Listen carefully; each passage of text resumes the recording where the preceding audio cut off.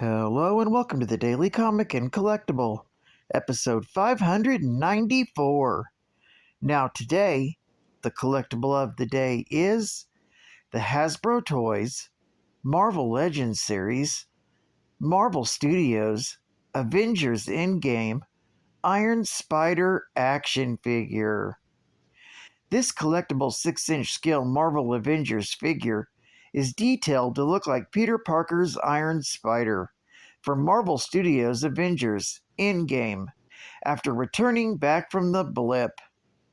This 1/12 scale Spidey is inspired directly from his appearance in the epic conclusion to the Infinity Saga. Peter features premium movie accurate deco and design, plus over 20 points of articulation for advanced posing and displayability. This action figure features web-slinging action. The officially licensed Iron Spider figure includes 2 extra gripping hands and 2 WebFX accessories for enhanced posability. The Iron Spider comes in a collector's-friendly window display box featuring movie-inspired package art.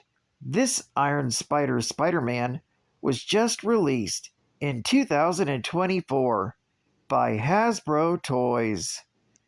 Now, the comic of the day is Amazing Spider-Man, Volume 1, issue number 239, with the cover date of April 1983, with story by Roger Stern, art by John Romita Jr., and cover by John Romita Jr. This key issue is titled, Now Strikes the Hobgoblin. The story opens with the night silence in New Jersey interrupted as the Hobgoblin attacks another Osborn building to steal a battle van created by the Green Goblin before his apparent demise. When the police arrive on the scene, they question the manager of the building, Donald Mencken. He tells them that this is the largest of a series of apparent robberies at Osborn facilities.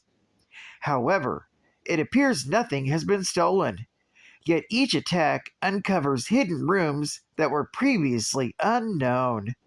This is reiterated when Harry Osborn and his wife Liz arrive on the scene. Mencken explains that all of the buildings that have been hit were ones that Harry's father, Norman Osborn, had a hand in building or procuring for the company. Harry has no idea what these rooms may have contained, explaining that his father was a secretive man and they may never know what was contained within. The next morning, the Hobgoblin, in his civilian guise, buys the morning edition of the Daily Bugle and muses about the story of his recent exploits found within. As he returns to his secret hideout, the Hobgoblin gloats about how all the major newspapers will be carrying stories about his work. He's grateful for the first discovery of the Green Goblin cache, and once he has finished pilfering them all, he considers of doing the one thing that Green Goblin failed to do: destroy Spider-Man. At that moment, at the intensive care ward of the Columbia Presbyterian Hospital, the Black Cat is still in a coma after being seriously wounded during Spider-Man's recent battle with Dr. Octopus and the Owl. Spider-Man watches over her and laments that Felicia is in a coma, while Dr. Octopus continues to run free. Spider-Man's thoughts are interrupted by the arrival of Captain Jean DeWolf, who tells Spider-Man that she has the Black Cat under the heaviest guard and to go home and get some rest. On his way out of the hospital, Spider-Man comes upon the hospital room where Madam Web has been recovering since he saved her from the Juggernaut. Web claims that she doesn't remember who he is, nor does she retain her clairvoyant abilities. Madam Web then asks Spider-Man to turn on the radio before he leaves. When he does, there's a news report about the attack on the Osborn manufacturing building. The wall crawler makes a hasty departure, telling Web that he hopes she will recover. Webb thinks that might perhaps be the case, giving a sly smile as Spider-Man climbs out the nearby window. As the web slings across the city, Spider-Man fears that these attacks on various Osborn buildings could spell trouble for Spider-Man. Meanwhile, Lance Bannon is at his apartment taking artistic photos of his girlfriend, Amy Powell. Her posture annoys him, and he reminds her that he isn't photographing her for an adult magazine. After they're done, she notices a bunch of photos of Spider-Man that don't appear to have been sold to the Daily Bugle.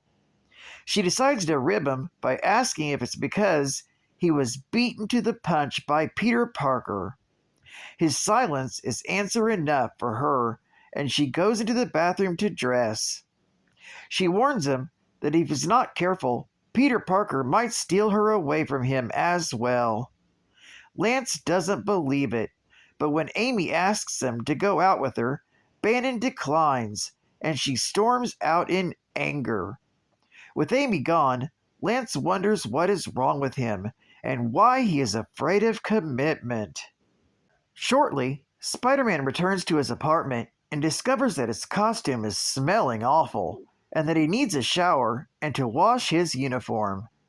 As Peter cleans himself with a nice long hot shower and then washes his uniform, he goes over the details about the Osborn raids that have been reported.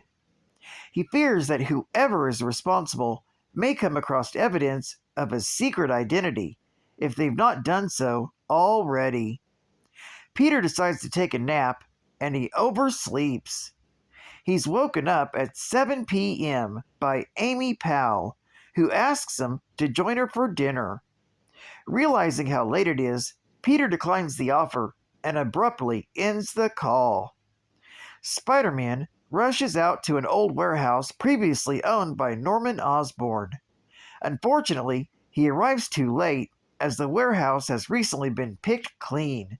With only one more location to check, Spider-Man goes to an old theater that Osborn used to operate out of.